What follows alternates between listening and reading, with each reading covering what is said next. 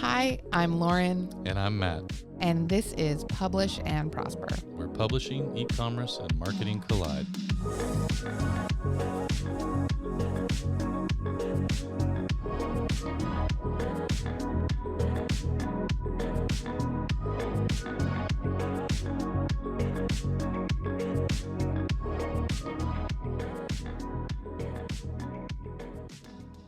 Welcome back to Publish and Prosper. Thanks for joining us again, hopefully again, or if it's your first time, thanks for checking us out. Today, I think everybody's going to be very interested in the topic we are going to be discussing. I know we certainly are, and that is how to convince your readers to buy directly from you. The subtext or title here would be The Indie Author's Guide to Thriving Without Amazon. Yes, it can be done, and we're going to talk about how and why. It can be done, and it should be done. Agreed. For sure. If you have listened to some of our past episodes, you've probably heard some passing references to us not being anti-Amazon. I don't want to say that we're anti-Amazon. I am, but go ahead.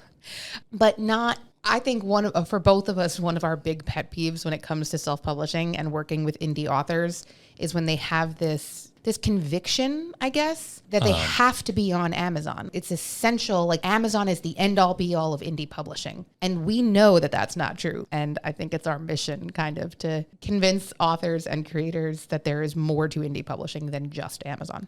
Yeah, but the reason why they think that is because that's the largest marketplace. That's why. It has nothing to do with their actual self-publishing capabilities, because we all know they're pretty subpar. It has nothing to do with their print quality, because that's definitely subpar. It has solely to do with the fact that it's the largest marketplace for everything, not just books, in the world, basically, or one of the largest, right? So, yeah, they've been trained to believe that that's the only way to do it, just because you've been trained to think that that's where you have to buy everything these days. Books or plastic forks or diapers, it doesn't matter. Like, that's just the thought process that's been permeating throughout our culture over the last 10 to 15 years at least. That's so true. And also one of the reasons that I would argue against making Amazon your end all be all as an author, because I know, can't speak for everybody, but I can speak for myself. I get so distracted when I'm browsing Amazon and I am just clicking through the next thing. And I forget that my original objective was to go order new hangers. But that's actually not your fault. And in fact, that's what Amazon does to you. The minute you log into Amazon, because what happens is,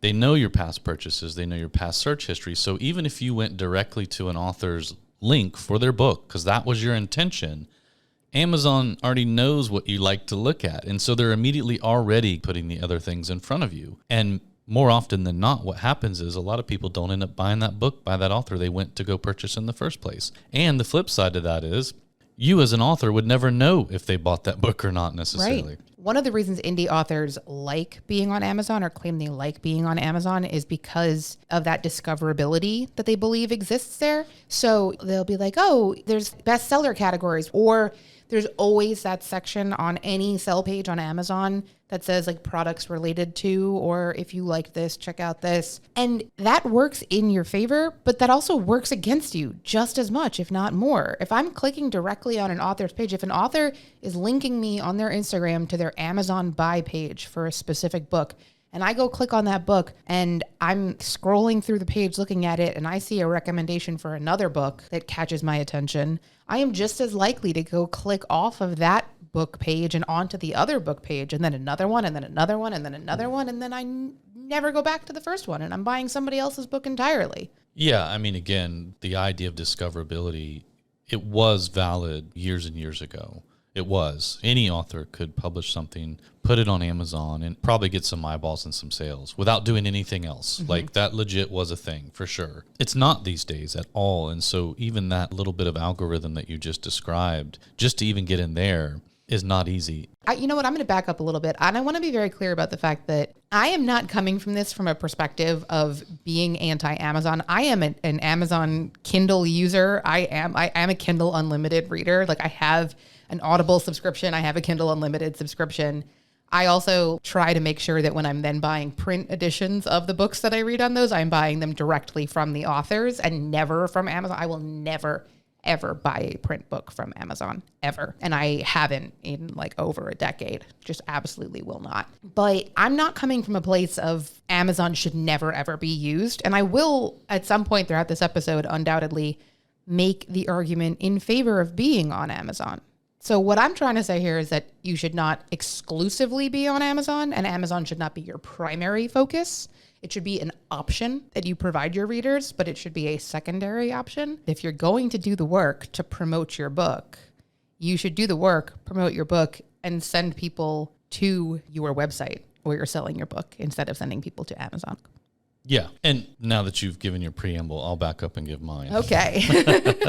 I am anti-Amazon for a lot of reasons, but what it mostly boils down to is I am pro anything that makes certain creators will be properly paid for what they produce and create, and they will be able to continue building their business and fan base from those efforts. And so when you work with a third-party retailer like Amazon, and there are others, by the way, Amazon's just the biggest and the worst, but when you work with a third-party retailer, you give all of that up. You're going to make some money, sure, especially if you're doing print. If you're doing ebooks, let's be real about this. There's very few that are paying their bills off of ebooks on Amazon, especially if they participate in Kindle Unlimited. But nonetheless, I mean, people do it. But my point here is that if your goal is to be a full-time creator, author, or if you already are, you should be utilizing sales channels that pay you the maximum amount of profit for the work that you've created. That platform did nothing except process the credit card from the buyer, and they're keeping the bulk of the profit, and they're keeping the data from that customer. You don't get any of that. When we run into people that say, yeah, I sold 5,000 copies of my last book on Amazon last year. Great. Who were those people? Do you know any? Can you name one of those 5,000 people? Can you email them and thank them for buying your book and then talk to them about the rest of your series or your other series or maybe your nonfiction work? No, you can't. You don't have any of that. So you can't build your business off the back of that sale. It just doesn't work that way. I am anti-Amazon for lots of reasons, but it's more that I'm pro-creator in the way that if I create something, if I make something, that's mine. I want to make the money off of it, and I want to build my business off the back of it. I don't want to build somebody else's business off the back of it. I don't want to help Amazon. I'm not interested in building their logistics system for them. I think that's the stance I come from, and so that's why I really obviously am always harping on selling direct and doing the best that you can to do that. Now, I will agree with you on one point. One, and only one. And that is, especially for creators and authors that are early stages, it is probably helpful to have your books available everywhere for whatever amount of discoverability you'll get. You're not going to get much on Amazon, but you may get some. And so why miss out on that? I might lock it down to only ebooks. And again, reserve print strictly for purchasing from me. But putting your book on Amazon and going into Ingram's distribution network and working with some of the other distribution channels and retailers, especially for an early stage creator and author, is not the wrong thing to do. But if you're just coming into this, or if you've been in it for a while and you're really trying to take a new approach to your business, you have to start building your own audience and customer database, or you're never going to have longevity. And even if you've been in this game 10 years now and you say, no, Matt, you're crazy. I've been in here 10 years writing books and publishing, and I'm making some money from it. Okay. But again, where's your database? Where's the data that you own so that you can keep growing that? And eventually, when these third-party retailers take total and full control, what are you going to do? And you're making some money from this. You could be making more. If you are finding success as an Amazon author, why wouldn't you want to find a way to increase that success and claim ownership of it and move off of the rented land that you're building your author empire on and onto your own website, onto your own platform? We talked in the last episode about the 1,000 True Fans theory and this idea of connecting directly with your fans and building these true fans that are going to buy anything from you. You can't do that if you're exclusively selling to people on Amazon. Mm-hmm. If your fan base exists on Amazon, you have no way to foster those relationships and connect with those creators and those readers. I was thinking about this morning. I woke up this morning to an announcement that Taylor Swift dropped a new version of the album that she has coming out. I have now ordered 3 different editions of the same album that I haven't heard yet. I haven't heard a single song on this album, but I have ordered 3 different versions of it. I have paid 3 separate shipping, all of this. I have done this 3 separate times, and I will do it again when she inevitably announces 2 more editions of it before the album comes out, because I am such a true fan of hers that I will buy whatever she puts out. And because I am shopping directly from her website, because I buy the albums directly from her website, I am on her mailing list. I woke up this morning to an email that said, hey, new version of the album available for 72 hours. Buy it right now. I spent $30 before I got out of bed this morning because as a true fan, like that's what I'm willing to do. And the same is absolutely true when it comes to authors and books. And I do think, as Matt was saying, like discoverability for new authors and stuff like that, I can personally attest to the fact that I have used Kindle Unlimited that way, where I have found new authors on Kindle Unlimited that have a couple of books, but not all of their books available there. And I've read a couple of their books and been like, oh, I like these. I'd like to go see what else they have. And then moved off of Amazon and started investing in their actual content that they're selling. So I'm not ruling that out as a discoverability option. I'm not saying that it's impossible, but the important part is that step where you're moving your readers off of Amazon and onto somewhere else. Yep. Yeah. And I'm just going to interject here, lest anybody try to chalk up what you just said to just some tailored, frenzied fanatic, phenomenon that's going on right now around Taylor Swift, which it absolutely exists. And normally I would also ascribe that to you. Mm-hmm. Lauren is right. Like in this situation, the same applies to authors and creators. When you've set up a direct network, when you've set up the ability to talk directly to your readers and fans and the ability for them to purchase directly from you, that is a two-way communication channel and street that doesn't exist when you sell through retailers. Mm-hmm. It doesn't. And so you miss those opportunities to solidify your super fans and build that long-term business that we keep talking about. You cannot build a long-term business with super fans if you're not selling direct. Don't listen to us. Go read Kevin Kelly's article. Go read the other 10,000 articles out there on the internet right now that talk about establishing direct communication channels with your fans and the ability for them to purchase and or get content directly from you and how important that is to the longevity of your business. Period. Absolutely. And it is, if you're listening to us and you don't want to agree entirely with Matt, first of all, I totally understand. Totally understand. I almost just spit my coffee everywhere. I know, I didn't time that well. I'm sorry. As I drink from a coffee mug that says comments have been disabled. Yeah. Thank you, Lauren. That is a great one. Yeah. I very much understand if you don't want to agree with Matt's hard line on this one. I do. No, I get it. But I do too, sadly.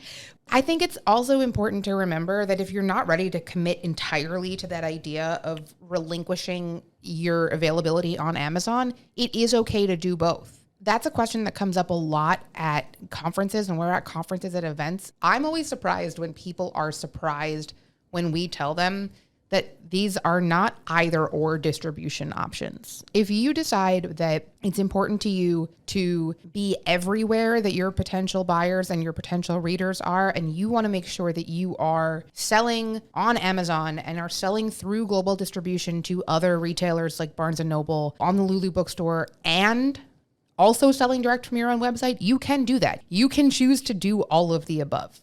You can take the option that has your book everywhere if you want to, if you're not quite ready to let go of Amazon yet. There will be some guidelines that you'll have to follow. There will be some distribution requirements that you'll have to follow in order to do that, which, sidebar, is also another argument kind of against Amazon. Amazon has distribution requirements, and we see this all the time. Our internal support team gets requests from people all the time that are things like, I submitted my book to Amazon for global distribution and it got rejected, and I don't know why, because they don't tell you, they don't explain why your book was rejected if it gets rejected. You know how to get around that and never have to deal with somebody rejecting your book from their distribution platform? Sell it directly from your own website. Comments have been disabled. You know what? This is timely, though, too, right? Okay, this episode's everywhere, so we're going to apologize in advance for this. Yeah. Plus, we just came in here hot off of lunch. We had a bunch of tacos. We're all hyped up. We're super excited about this topic. Back to what we were just talking about. Mm-hmm. This is a whole nother thing, right? So this idea that somebody can basically reject your work, whatever you created. Now, I'm not going to go out there and be so arrogant or pragmatic as to say, like, no work or content should be rejected. I mean, clearly there are people out there creating stuff that is just not fit for human consumption at all, like really bad stuff. But what we're talking about is, yeah, there are things that you might submit that whether you realize it or not, you may have written something that goes against somebody's guidelines, particularly Amazon's. And we even see it here at Lulu sometimes, where we might have to reject a piece of content based on something that's in there. We don't see it often, but oftentimes when Amazon kicks something back, you're right, they don't tell you why. And so you're left wondering, like, did they just not like my book? Was there something in there that you know what I mean? Like, what's going on here? Why do I do this? These are things you don't have to deal with when you're selling direct. And if you are somebody who's been kicked off of a platform, or you're like, I should be able to write, you can write about it. It's yours, but you're going to have to sell it direct. Forget about the fact that you're giving them most of your profit. Forget about the fact that you're losing customer data. How about the fact that you lose a certain amount of control at times? Yeah. Also, lest you assume that this is all content-based rejection. I already used that word, by the way. What? Lest. Damn. That's probably where it got in my head. I probably haven't said that word in years. It's fine. But I did say it earlier. It's okay. I'm noticing as I'm editing these episodes that we're definitely starting to pick up each other's phrases. more than just like naturally happens when you work on a team together for 5 years. Oh, fun fact. Today's my 5-year anniversary. Oh, happy anniversary. Thank you. I'll wait till tomorrow to fire you. Tomorrow is Saturday. Oh, damn. You got me. I got it until at least Monday. But okay, don't assume that this is just content-based rejection. I was trying to do just a quick Google search to see if I could see authors talking online about reasons their books were rejected from Amazon. And some of the variety of different reasons that I saw people mentioning included that the project title and the title listed on the interior file were not the same title. The text on the spine did not have a wide enough margin around it. The ebook had too many line breaks throughout it. Or the ebook did not have a correctly formatted table of contents. You know what's wild is they will get that nitpicky about things sometimes. And on the flip side of that, have you ever seen some of the print books that come out of their facilities where clearly nobody took a look at it? I mean, that's what I'm saying. When I saw that spine margin one, I was definitely like, oh, that's because you want to have a bigger margin for error. Yeah, or they don't know what a spine is. Let's be real. Yeah. Except that's another thing you can't do on Amazon. You can't distribute coil-bound books on Amazon. So they only publish books that have spines. So if you want to make a coil-bound workbook or journal or planner or something like that, you can't sell it on Amazon, but you can sell it direct from your own website. So this episode has already gone sideways so real off quick. The rails, but I knew it would. But let's do this. I don't want people to think that this is just one big Lulu party. Like it's really not what this is. And going into this, we knew this episode would probably get pretty wild. We do obviously think very strongly about the relationship of creators to their buyers and who contributes to that and who takes away or depletes that. And so we have strong feelings about that. But all of that aside, and time considerations here, I think we'll wrap up this section on Amazon specifically, we will in just a second. I'll let Lauren have one more thing here. But we're using the word Amazon a lot. And again, that's because it's the biggest elephant in the room. But really, a lot of the stuff that we just talked about applies to any third-party retail system that you participate in. So let's not forget about the others, Barnes & Noble and Kobo and Ingram Spark and all the others. I mean, use them for whatever discoverability you can get out of them. Fine. You know what I mean? And just know what you're getting yourself into. And if you're okay with that, it's totally fine. The flip side to that is don't send your traffic there. If it's traffic that you're working hard to gain, don't send them over to these third-party retailers. Keep that traffic, benefit from that traffic. Only use those other systems for what you're hoping they bring to you, which is new traffic that you haven't been able to get your hands on. We've recently been talking in episodes about this idea and this whole marketing series that we did. We repeatedly brought up this idea of social media is a platform for you to find new fans. And then the purpose of social media should be to find new fans and funnel them into something like your email newsletter list or a community that you have somewhere else that is something that you control and own and less fickle than social media. I think we should treat this as something similar, where these retail distribution platforms, regardless of which of them, like Matt said, any of these variety of options, not just Amazon, if you want to use them as a way to find new readers and fans, fine. If you choose to do that, you choose to do that. But use them as a way to funnel people to your website and to your email newsletter list and to becoming true fans of yours that are going to read your content no matter how you put it out and where you put it out.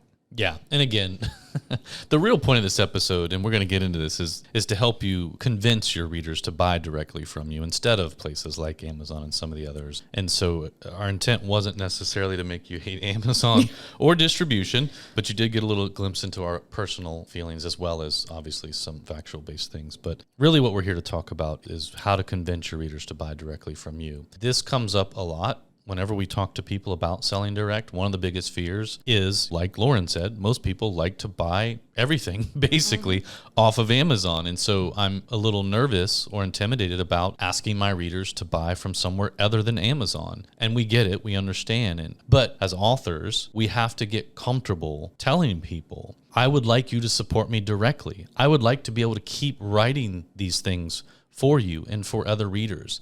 I need your support. Please buy directly from me. The first in this set of things we're going to talk about is you have to be willing to just directly say, please support me. Buy directly from me. I want to build my brand and my business and my author ecosystem. I don't want to keep giving it away to others. And most people, if not all, appreciate that. You'll still have some out there that'll be like, when's it available on Amazon? Just ignore that comment or delete it. First thing you're going to want to do as an author, as a creator, is you're going to want to put it out there. Like, I would love for you guys to support me directly. I am venturing into this direct sales portion of my journey as a creator. I really want to start building my ecosystem and my business, and I would absolutely love it if you supported me directly. So many of the ones that we see and hear doing this are so successful right now. And if you can do that and not feel like this terrible guilt or shame, which you shouldn't, but a lot of people do, you're going to see that you're going to be better off in the long run. I think that modern consumers really appreciate the transparency of something like that and also really appreciate the humanity of that. We see studies all the time that talk about how consumers are much more conscientious about who they're buying from. They're looking for sustainability in products. They're looking for companies and businesses that aren't the devil incarnate and aren't like doing the worst possible things to the environment and the world. Actively trying to shut down other small businesses on a daily basis. Right. Things like that. People are more than ever conscientious consumers. And I think that a lot of people do genuinely appreciate that transparency and humanity to say, like, the best way that you can possibly support me is by buying from me directly. So if you appreciate my content, if I've ever provided valuable content for you, whether that's entertainment, education, something else, whatever it is, if you want to support me, this is the way to do it. And I think, like, I know for me, anytime that I see a creator that I like that says, like, you can buy from me directly, I will do that. I will always choose that option if I can. And I think a lot of other people feel the same way too. Yeah. And there's lots of ways to do that too. There's lots of ways to ask them to buy directly from you or give them the opportunity to do so. So clearly on your website is the first one, right? Getting set up to sell direct and sell directly from your website. But we've talked a lot about other ways to connect with your readers and fans through in-person events and things like that. And again, having your books there for them to buy directly from you. In the nonfiction world, it is not uncommon and it's quite frequent to go to, let's say, a marketing conference and run into a few different people who have copies of their books with them and they're selling them there as they go. And there's nothing wrong with that. People love that. So I would say that it's not limited to just selling on your website. But the real point here is that you have to ask for it. That's the first thing. You got to ask for it. I was so excited at Podfest because I really wanted to meet one of our Tilt Publishing authors, Katie Brinkley, and I knew she was going to be there, and I sat in on one of her sessions. So I was kind of like waiting to go introduce myself, and there were a couple other people ahead of me waiting to talk to her. And I got to watch it unfold as it was happening, as one of the people in this little lineup was like, oh, I heard you have a new book. Are you selling copies of the book? And she said, oh, yes, I do. I have copies like right here. And she pulled one out of her bag, and both other people online in between me and her were like, oh, you're selling, I would love to buy a copy too. And I just like watched it organically happen right in front of me. And she had it all set up where she had a QR code on her phone that the other people could just scan it from their phone and it would take them right to Venmo, PayPal, whatever it was. And they would be able to just immediately Venmo her the money for it and walk away with a signed copy of her book. And I was just standing there watching it happen. Like, this is so cool to watch this happen in the moment and watch it happen in real life. Think of how cool that was for Katie Brinkley too, though. Oh, I'm sure. Yeah, I mean, that's the point. Like, you know, if it's a creator you like, if it's somebody you want to support, make their day. Like, buy it directly from them. Absolutely. Yeah. So imagine, though, if those people in line, by the way, had looked at Katie and said, oh, cool, I'll go find it on Amazon. Thanks. You know what? I would have Physical opened, violence I would have should have opened my ensued. mouth for sure, because I would have taken the name badge off so that you couldn't see that it said There you go. Lulu.com. That's right. And then I would have just been a civilian. No face, no case. Yeah, I didn't say that. Edit that out and post. My boss is not encouraging violence on behalf of All our right, authors. on to number 2. So, okay, I can again hear the phantom voices in my head of people saying, well, this is all well and good for people that are already your fans, but how do you convince people that have never heard of you before that are potential new readers and buyers to buy directly from you? Which is a valid question, but not an impossible one to answer. The easiest solution there is to make sure that your website with your bookstore on it is the primary link that you're using at every available opportunity. If you have one link in your social bio, it should be the link to your website. If you are doing any kind of paid promo, whether it's any of the different varieties of paid sponsorships that we talked about in one of our recent episodes, social media ads, newsletter sponsorship, anything that you're doing, Google ads even, where you have a link. You know, I know I said we weren't going to bash on Amazon anymore. You better not be spending money to send people to Amazon. You're going to spend more money on the ad campaign than you're going to make from the book sales. If you're going to be spending money on an ad campaign, you should be sending people directly to your own website. In any case where your primary objective is to sell books, the link provided should only be the link to your bookstore on your website. Once you get people to your website, you want to make sure they have a good time while they're there. So you Is that all? Yeah. Yeah, you know, no big deal. But no, really, you want to make sure that you're sending people to a website that is not a train wreck nightmare. You know, this is one of the oldest running jokes on the internet. When you're trying to find a recipe and you go on a food blog, and before you can get to the recipe, you have to read 15 paragraphs about their life story interspersed with photos. And there are also so many like inserted interstitial ads throughout it that you can barely even like click on anything because the page takes so long to load that as you're in the process of scrolling down, more things fill in and it just gets longer as you're going. Yeah. And by the time you get to the recipe, you're so fueled with rage that you've already pulled up DoorDash on your phone and you're just clicking out of this entirely. You sound like you're speaking from some very good experience. Oh, this has definitely never happened to me before. I don't know what you're talking. Matt's just raising his eyebrows at me. Because I know the truth. Yeah, no, that happens to me all the time and it drives me crazy every single time. And you want to make sure that that doesn't happen to you. You want to make sure that you're not leaving a bad taste in the mouths of anybody who is coming to your website for the first time and going, oh my God, this is unnavigable. Is that a word? Could be. It is now. I said it, so therefore it's a word. All right. But, you know, you want to make sure that your website is set up in a way that can be easily navigated, is user-friendly, is not filled with distractions. I understand the draw of having ads and like sponsors on your website because you're making a little bit of passive income on that, but at what cost? If it drives people off of your website and discourages them from buying your own products because they either hate the experience of being on your website or they wind up clicking into it. I can't tell you the number of times that I'm on a website that has targeted advertising on it and the ads in the sidebar are for Disney World vacations, and I immediately get sidetracked from whatever I'm looking at, and now I'm suddenly booking another Disney trip. Yeah. So sorry to you if you thought that I was going to come buy your book, and then the sidebar ad on there was 30% off deluxe hotel stays for the month of April. Like, bye. I'm spending my money on Disney and not your book. That's right. And you don't have to be a programmer to do this. Any website, help me out here. What's the word I'm looking for? Any of the website building platforms that are out there, like Shopify, Wix, WordPress. Yes. Yeah. Thank you. That's when we're looking at those, they all have this built in. They make it easy for you. They make it so easy for you to design a clean, distraction-free, easy to navigate website. Yeah.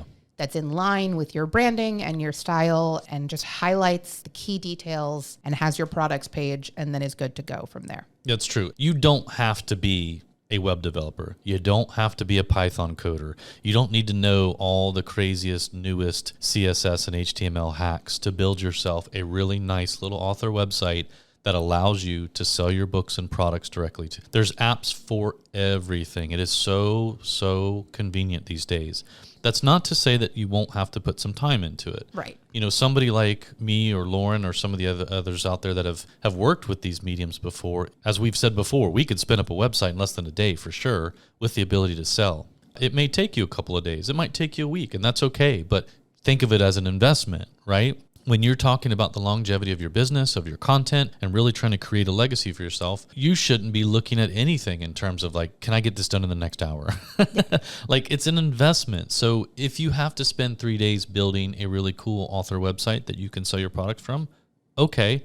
It might not be ideal. I get it. You'd rather spend that time writing or creating or hanging out with your kids or whatever that might be. And I understand that, but it's an investment. And the more you invest in the longevity of your business, obviously, the more successful it's going to be in the long term. And that's the goal. So I think that most people can get into it and have themselves, let's say the minimum viable product, right? A website that will work for now. And then you just iterate on it. Every week, spend a few minutes updating some of the text, spend a few minutes updating some of the imagery or the pictures or things like that. It's easy. It's not unlike the process of writing a book.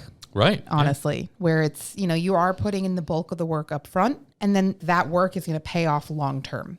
And for a long period of time. If you've already written a book, you can probably set up a website. Yeah, you can get through it for sure. Yeah. So far, we've talked about and trying to convince your readers to buy directly. First of all, you should ask them. Yep. Right? That's the easiest part. Just ask them.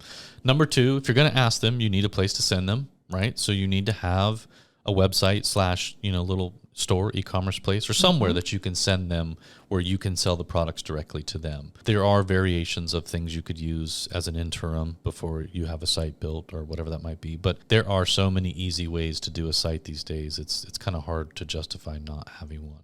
Now, that being said, we know the costs can get a little heavy depending on which plans you choose, which platform you choose. But nonetheless, you can always start out small and scale out from there. And just again, it's an investment, and think about it that way. If you're on the $39 a month Shopify plan and you're retailing your book for $15.99, you've only got to sell 3 or 4 of those each month to really cover the costs of your website and the maintenance of your website. So think about some of those things. Number 3, though, I would say in approaching how to convince your readers to buy directly from you is you need to be able to entice them sometimes, depending on the audience, to get them to come buy from you. So you might have some of those stubborn ones. Maybe they've never read your content before, or maybe they have and they're just not quite convinced. You should create something really cool, some exclusivity or something that entices people to come over to your platform and not only give you their email address to sign up for your newsletter, but to buy directly from you. Yeah, I told this story on the podcast a few episodes ago, maybe, I don't know. My favorite author, who I've read almost every single book she's published, I'd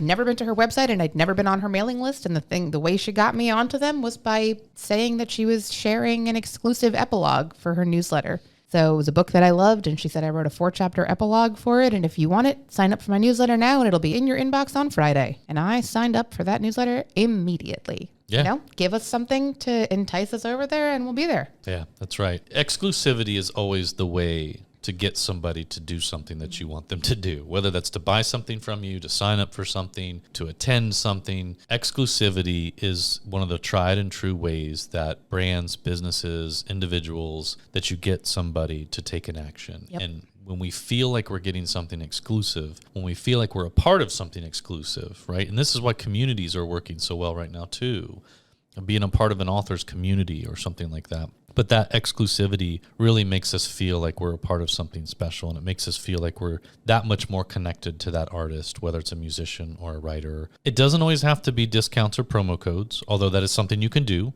Yeah. And it's a good way to track where these people came from before they signed up or purchased. And the discount doesn't have to be big either. So if you do feel like, hey, I want to get first-time buyers over to me, and I feel like I should give them a little bit of a discount because I feel like they're those Amazon people that want to save $1 or $2, okay, give them a little bit of a discount and create a code so that you gave this code out over on this particular social media channel, and first-time buyers will save 10%, 15%, and that kills 2 birds with 1 stone. You get to fight that notion that people don't want to spend the extra money to support a creator, and you get to track where they came from. because of that code. So you can do that as well. I got sucked in so hard yesterday. And one of my favorite and least favorite things about working in marketing is being aware of when I'm being marketed at and when I'm falling for it and knowing enough to know that I'm falling for it, but still doing it anyway. And I was buying something online yesterday. It was a first time purchase and probably a one-time purchase. And I was going through the checkout process and it was one of those things where it was like, sign up to be like a member for free, blah, blah, blah. And I unchecked it because I was like, I'm actively working on cutting down the number of subscriptions in my inbox ever since we did the episode on email newsletters and email marketing. I've been trying to unsubscribe from all these things. And so I was like, I'm not going to sign up for this one. I'm trying to cut back on this and clean out my inbox a little bit. And then 2 steps later in the checkout process, after I had already declined that, I got a pop-up that was, if you sign up for our free membership right now, you will get free shipping on this order. Yeah, I will be getting emails from, but you know what? It worked. And eventually I'll remember to unsubscribe from their emails. But here we are. Yeah. But it worked. It absolutely worked. And as I was doing it, I was sitting there going like, man, they got me, and they did. And I knew exactly what they were doing, but it worked. If you have something to offer people to encourage them to shop from you, to sign up for your newsletter, whatever it is, a one-time discount, an exclusive, like if you buy this, I will send you in like a thank you email that has a coupon code for your next purchase, or a free ebook version of the book that you just purchased. And then you can have it on the go if you want it, whatever, any little thing that you can think of that's just like a little something extra to entice people to buy directly from you. And again, all these things are possible with the platforms that you're using and the different app tools that you're using. So if you're like, how do I send somebody a thank you email? Like, I'm sure your email service provider has an automated email system, or your e-commerce tool, or your website hosting platform, whatever it is, they all have tools. As Matt says, there's an app for that. Yep. There's definitely an app for that. So which I think that's from a commercial, so maybe we shouldn't keep saying that. Is it? I don't know. Luckily, we only have like 5 listeners, so I don't think we'll get hit with a cease and desist. Well, we might get hit with a cease and desist from those listeners, but maybe it was Staples or something. No, it's Apple. No, I don't think it's Apple, is there? Mm-hmm. I thought it was Staples. Staples that was easy. Oh, you're right. Because they had the easy button. Easy button. We should do that instead. It's easy to create a website and sell direct. Easy button. No, I don't want Staples coming after us either. So we'll cite this now, officially cited, because in October of 2010, there was an article that Apple registers trademark for there's an app for that. So apparently that's a trademarked phrase. All right. So edit that in post. We've said it too many times. What if we say there's a plugin for that? Great. I think we've changed it enough to where they can't sue us. Okay. Give me a nice clean, there's a plugin for that. There's a plugin for that. All right, I'll just cut and just replace it. Overdub it, yeah, like anime or something. Yeah, well, we're not doing videos, so nobody will see my mouth. But exactly, that's probably a good thing. If this episode sounds really weird, you'll know why. Did we talk about subscriptions yet? No, we didn't. Oh, okay, good. So subscriptions are really popular as another way to entice people and create exclusivity. And there's a lot of really cool subscription platforms out there now that will help you facilitate that. Some of the older ones that have been around for a little while, Patreon and a few of the others, but there's some newer ones that are dedicated solely to authors like Ream. Subscriptions are a really cool way to not only generate some passive income for some, for others, they generate a lot of income from their subscriptions, but that's a whole other story. But it's a great way to encourage, repeat buyers and email subscribers to buy directly from you. So if that's your thing, if you really want to try and build up a pretty large subscriber base, again, there are tools and plugins for that. Not apps, but there are plugins and tools for that. There you go. Platforms and things. There you go. One more thing that I think, and then I think it's probably time to wrap up this aggressive soapbox of an episode. One of the things that you can do when you're selling direct from your own website that you cannot do from any other retail platform that you're selling on is add additional products to the same shop page as your book. Mm-hmm. So, like if you're selling from any book retailer, you cannot control the related products that are also being sold on that same page.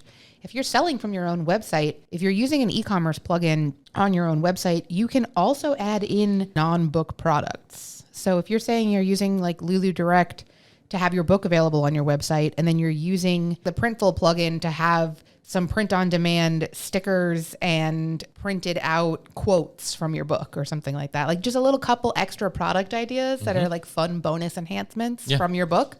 You can have them all right next to each other. The really cool thing too, this is a little bit of insider baseball or whatever they call it, but when you're using multiple plugins on, let's say, something like Shopify, although this works on other platforms, but if you're using Shopify and you have, let's say, the Lulu Direct plugin for selling your books, and you have Printful for basically everything else, right? Everything from stickers to framed art, coffee mugs. I mean, they literally do everything else except books. Between Printful and Lulu, you could literally sell anything you wanted merch-wise. Cool. But you can do split carts, and what's really cool means they can put your book in the cart to check out from you, which that'll get printed and shipped by Lulu. But they could also put a coffee mug, and let's say you're selling framed prints of your latest book cover because maybe it's super cool. Those things would get transmitted the order over to Printful, and they would print and ship those. But it's still all in one cart. It's all one checkout. You don't have to worry about figuring that experience out. It's pretty much done for you. When you start thinking about this idea of selling direct and having your readers come buy direct from you, and you start to compound things by adding new products, and just know that as you think of those things, somebody else has already thought of them and created a way to do it. So more than likely, you're not going to have to figure that out or recreate the wheel. There's usually already a process for that. So don't let that be a deterrent. Just jump in.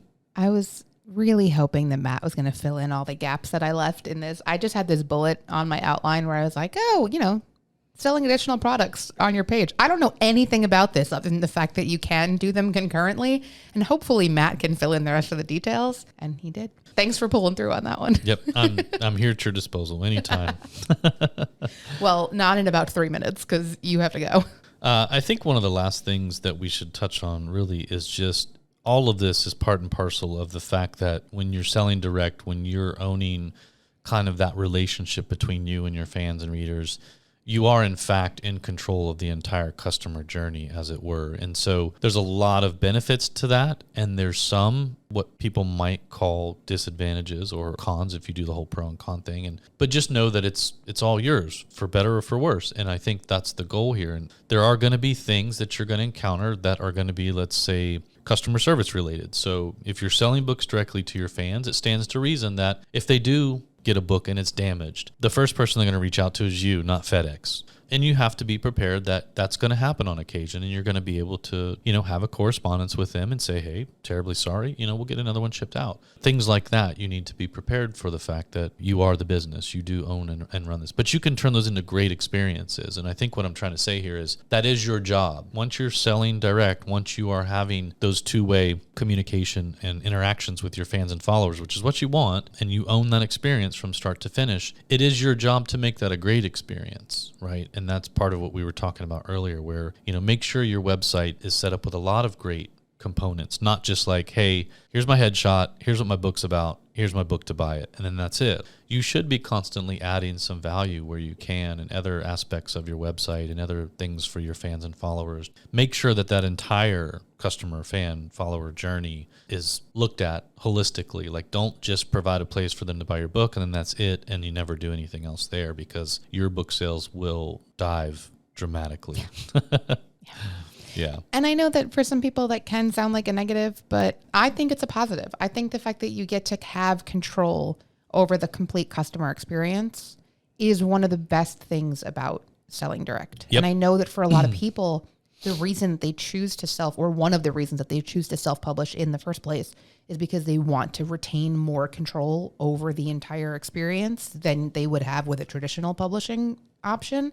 This is part of that. Yeah. You are retaining control. You get to have control over this experience, and you get to have input in making it the best experience possible for your customers, which is another way that you turn one-time customers into true fans. Yeah, absolutely. So yeah, hopefully we didn't scare you away with the with our strong opinions on selling on Amazon. I will reiterate once again, I at least am not trying to give you the advice to never sell on Amazon ever again. I'm just saying that you should consider alternative options instead of just relying on Amazon, because you absolutely, as an indie author, can thrive without Amazon. I, on the other hand, am saying don't ever sell or buy on Amazon because they're complete garbage. But I will say, or I will concede at least to one of Lauren's points is that I understand, especially for early stage or first time creators and authors, that there's a lot of fear that comes into play. Like, oh, I have to have it here, or nobody's going to buy it. Or what about the discoverability aspects or things like that? That's fine. Put it up there. Just don't send traffic there. Don't work hard to build followers on any platform, whether it's social media or anything else, and then tell them actively to go to Amazon or somewhere else. Keep that for you. Rely on Amazon and Barnes & Noble and these other places for whatever traffic they might send to your book. That's fine. Put them there, yes, for those few people out there that would look you dead in the face and say, so glad you've got a new book. I'm dying to read it. I see you are offering it direct. I'll be right back. I'm going to go to Amazon so I can save $2. Okay, whatever. Yep. I personally would tell them don't bother, but nonetheless. So I will concede. I think there is some slight benefit to having it in several places, just in the off chance you do get a little bit of discoverability. But otherwise, yeah, you really should be owning your audience in the entire process from start to finish, as well as all the profits. Yeah. And if you're not sure yet how to do that, if you still have more questions about how to do that, if you're still not entirely convinced, but you'd like us to convince you more, if you disagreed with everything we said in this episode and you want to argue at us, because I will not necessarily promise to engage in response, but you can now email us at podcast@lulu.com and share your thoughts, your insights, and or ideas for future episodes that you'd like us to dive further into this topic or other topics. Please let us know. As well as your disappointment with Lauren. What? For what? For supporting Amazon and Taylor Swift. Wow. Do not email me about that. I will hit delete. Unfortunately, Matt will probably save it, frame it, print it out, put it on my desk. So I guess that's up to you. There'll be the new Lulu t-shirts. Sounds great. Well, thanks for listening, everyone. I hope we taught you something valuable in this, or at least you were entertained listening to us get heated about Amazon. Yeah, our listener count just dropped. Oh, well. To learn more about this episode, check out the show notes on publishprosperpodcast.com. Publish and Prosper is brought to you by Lulu.com. To hear more episodes like this one, please like and subscribe wherever you listen. Thanks for tuning in.